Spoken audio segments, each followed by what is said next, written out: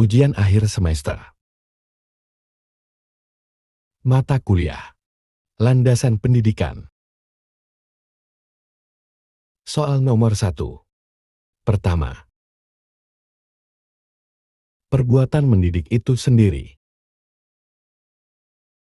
Perbuatan mendidik di sini adalah seluruh kegiatan, tindakan atau perbuatan dan sikap yang dilakukan oleh pendidik sewaktu menghadapi bagi mengasuh peserta didik, atau dengan istilah yang lain, yaitu sikap atau tindakan menuntun, membimbing, memberikan pertolong dari seorang pendidik kepada anak didik menuju kepada tujuan pendidikan.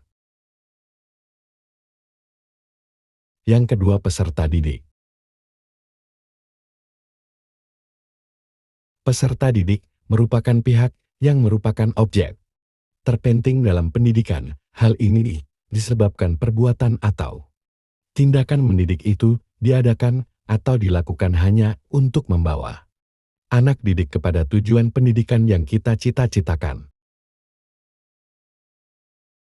Yang ketiga, dasar dan tujuan pendidikan, yaitu landasan yang menjadi fundamen serta sumber dari segala kegiatan pendidikan ini dilakukan. Maksudnya pelaksanaan pendidikan harus berlandaskan atau bersumber dari dasar tersebut. Dalam hal ini, dasar atau sumber pendidikan yaitu arah kemana anak didik ini akan dibawa. Yang keempat, yaitu subjek yang melaksanakan pendidikan. Pendidik ini mempunyai peranan penting untuk berlangsungnya pendidikan. Baik atau tidaknya pendidik berpengaruh besar terhadap hasil pendidikan.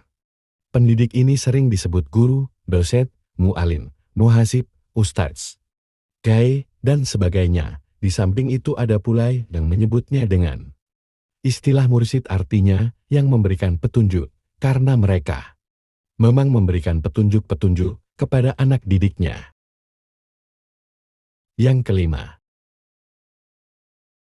materi pendidikan, yaitu bahan-bahan atau pengalaman-pengalaman belajar yang disusun sedemikian rupa dengan susunan yang lazim tetapi logis untuk disajikan atau disampaikan kepada peserta didik. Dalam pendidikan Islam, materi pendidikan ini seringkali disebut dengan istilah madatut tarbiyah. Yang keenam, metode pendidikan. Metode adalah cara untuk mencapai sebuah tujuan dengan jalan yang sudah ditentukan, sedangkan metode pendidikan adalah seperangkat cara, jalan dan teknik yang digunakan oleh pendidik dalam proses pembelajaran agar peserta didik dapat mencapai tujuan pembelajaran atau menguasai kompetensi tertentu yang dirumuskan dalam silabus mata pelajaran. Yang ketujuh, evaluasi pendidikan, yaitu memuat cara-cara bagaimana mengadakan evaluasi atau penilaian terhadap hasil belajar peserta didik. Tujuan pendidikan umumnya tidak dapat dicapai sekaligus, melainkan melalui proses atau pentahapan tertentu. Yang kedelapan, alat-alat pendidikan.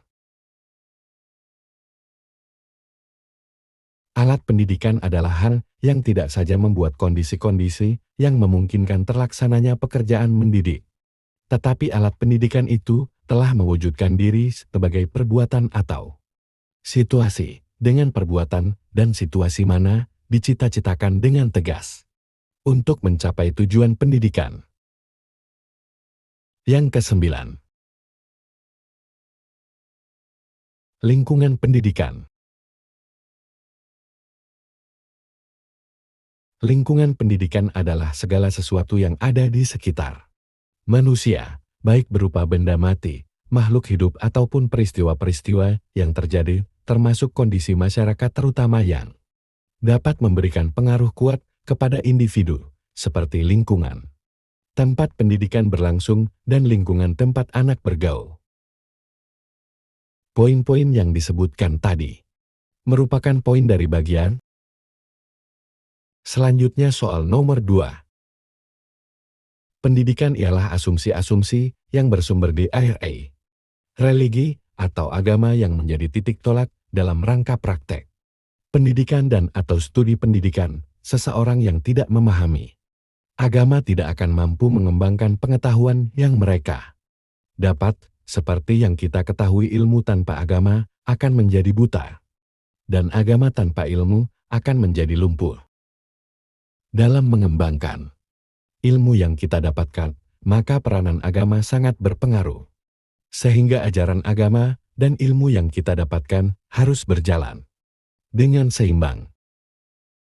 Definisi ini merupakan pengertian dari soal nomor 3, yaitu asumsi-asumsi yang bersumber dari filsafat yang menjadi titik tolak dalam rangka praktek.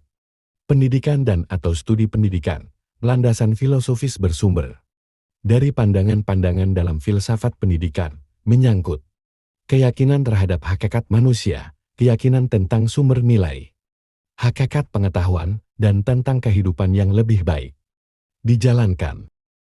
Aliran filsafat yang kita kenal sampai saat ini adalah idealisme, realisme, perennialisme, esensialisme, pragmatisme dan progresivisme dan ekstensialisme. Definisi ini merupakan pengertian dari soal nomor 4. Pendidikan merupakan landasan dalam proses pendidikan yang membahas berbagai informasi tentang kehidupan manusia pada umumnya, serta gejala-gejala yang berkaitan dengan aspek pribadi manusia pada setiap tahap usia perkembangan tertentu untuk mengenali dan menyikapi manusia sesuai dengan tahapan usia perkembangannya yang bertujuan untuk memudahkan proses pendidikan. Definisi ini merupakan landasan soal nomor 5.